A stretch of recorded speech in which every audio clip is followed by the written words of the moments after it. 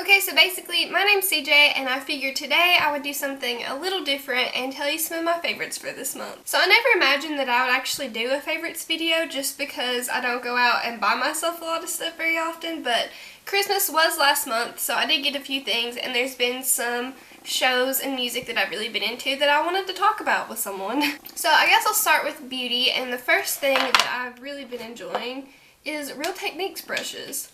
So the entire time that I've been wearing makeup, I haven't really had a wide variety of brushes to choose from, and they've always just been like not that great, and so I didn't want to go out and buy like expensive makeup brushes just because I don't really see the point. So I invested in some Real Techniques brushes, and they are bomb. I got two sets. One came with these brushes. It has 2 eye ones and 3 face brushes. And of course they're not clean just because of who I am as a person, but I'm not crazy about the design, but they work really well, so that's all that really matters. And the second kit came with this little case, and it has a bunch of eye brushes. And what I really like about the case is that if you bend it and then pull this drawstring, that it'll stand up on your desk, and I find that's really convenient. And the second thing that I've really been loving is the Too Faced Sweet Peach palette. First of all, it smells heavenly. Like, it's one of my favorite smells in the world. For some reason, it reminds me of my childhood. Not really sure, but I really love it. It has these colors, which are super pretty, and you can make about any look that you want to with it. But I'm not saying that I'm trying to be a beauty guru or anything of that sort. If anything, I just take a chance when I do my makeup and hope that I end up looking like I'm alive. But if you would like to see some looks out of that, then let me know, because I would be interested in that. And I'm really late to the party when it comes to this item. Actually, all of these makeup things.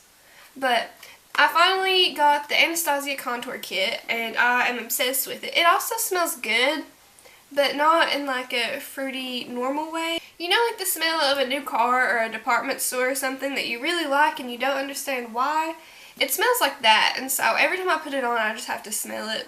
I'm weird. But I use about every single color in it, so it's very useful, and I love contouring. I just knocked over everything. But I feel like contouring makes a huge difference when you do your makeup, and I like how it adds to the whole art of makeup.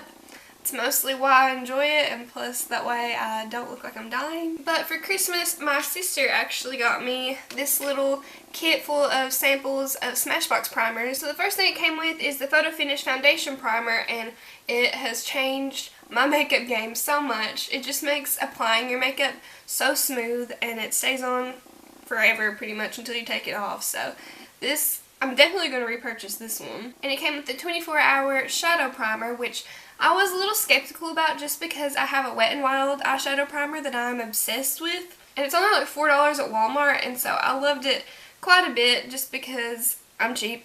But I put this on, but the thing is with this, if you put a little bit too much on, because a little goes a long way, it'll feel like you put super glue on your eyelids. But it usually goes away if you put on eyeshadow with it. I don't know if I'm crazy about this one, but it worked. And the third thing it came with is the Hydrating Under Eye Primer, which has like a pinky tone to it, but it doesn't really matter if you put on foundation over it.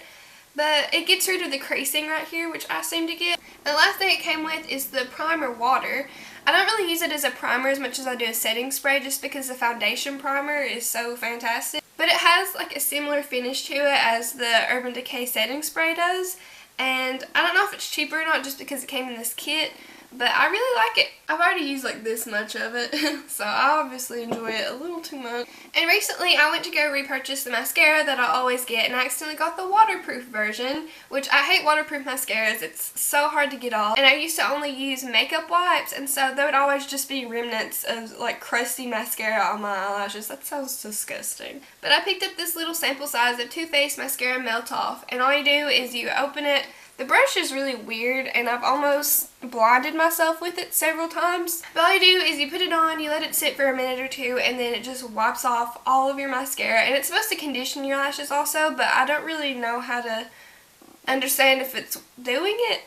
But tied on with removing your makeup, I used to only use face wipes, as I mentioned, and I just noticed that it never got all of your makeup off, and that's really bad because I have really acne-prone skin. So it was just really bad for my skin, and I needed to find something that would get all of my makeup off because I feel like that's such an important thing. So I got the Simple Cleansing Water, It cleanses, removes makeup, and hydrates, and it has no harsh chemicals or artificial perfume or dyes that can upset your skin. So where I have really sensitive skin, it's just really gentle on it, and I really enjoy it. It gets all of your makeup off. I just put some on some cotton pads. There's a hair on that. And it gets the job done. And this next product is my life. So my sister has had this for a while. I don't really know if it's supposed to expire or not. Hopefully not. And it's kind of gross. But it's the Clinique Clarifying Lotion. She got it in a holiday kit a while ago is why it's huge, which I'm not complaining. I bet that sounded really bad. After I wash my face and before I moisturize, I put this on with another cotton pad. I've used a lot of cotton pads lately. And I was a little alarmed the first time I used it just because it stung my face. And I guess it's just where my face was so awful the first time I used it, but literally the next morning when I woke up, like, there was no new breakouts. The ones I had were starting to go away. Like, it has just changed everything, and I love it so much. So I'd highly recommend this if you have acne-prone skin. I just know what a struggle it is, and I don't want anyone to go through the struggles that I've gone through. And last in the whole beauty department, sounds like a department store. So last in the whole beauty category, I have the Madam C.J. Walker's Humidity Block Curl Gel, which I have naturally wavy hair, so if I'm not going to put any heat on it, which I've been trying not to just because I want it to be healthier, this is a good alternative to sort of scrunching your hair, which I know sounds kind of weird because I never really liked that whole look. Kind of looks like you have ramen noodle hair. No offense. But if I don't put heat on my hair, it ends up being really frizzy. And so after I put this on, it makes all the frizz go away and I just have my natural hair without all of the craziness. But this is also a sample size. I feel like this video is letting you know a little too much about my money techniques. But as for entertainment, I have been on a huge binge watching anime kick the past entire month. Where it's been snowing a lot where I live, I haven't really had a chance to get out and do anything, and so naturally, I'm not going to do anything productive.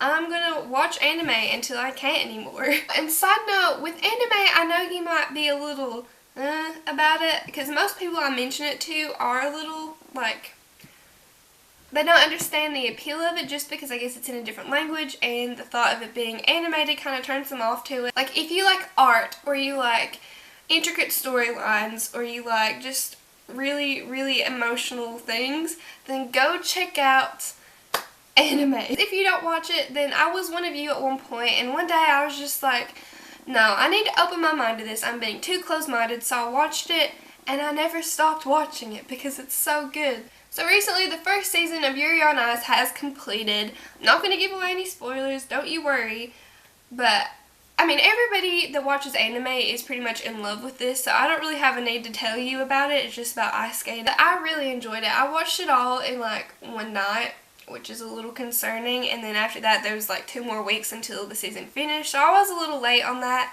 like I am all of these things. But it was really good. It's on Crunchyroll. I think all of these are either on Netflix or Crunchyroll, so go check that out. It's a website. You can stream anime for free, and if you get premium, then you can watch it without ads.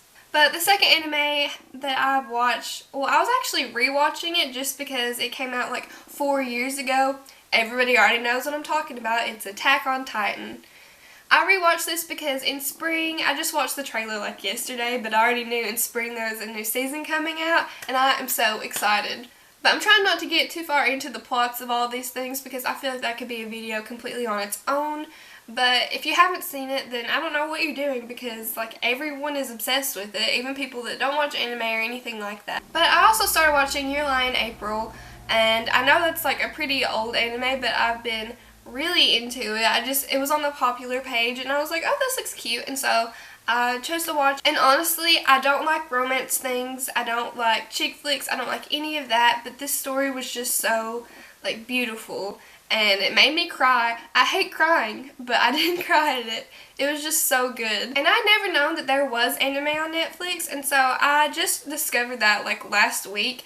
I've already watched all of Death Note because it's not on Crunchyroll, and I really wanted to watch it, but I was like, there'll come a time when I get to watch it. I'll be patient. And then I discovered it was on Netflix. So I watched it all in one day. Like less than 24 hours. It's so good. I was obsessed with it.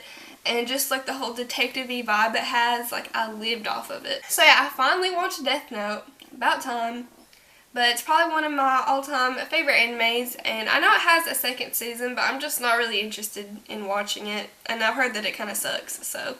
And the other night I started watching Ajin, and it is, I'm not done with the first season yet, so I can't like tell you too much from experience, but so far it is really good. And as far as music goes, I have listened to the new Ed Sheeran album and I really enjoyed it, and I've been listening to the 1975 more than usual lately just because I saw them like a month or two ago.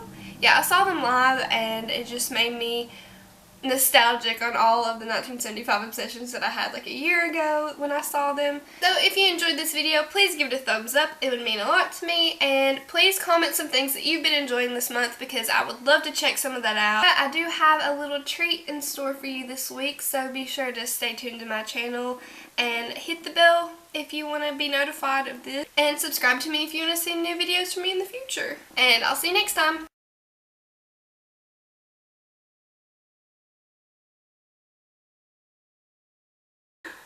I'm not funny. Why do I try to be funny? I'm really like showing the world how little of a life that I have. Oh well.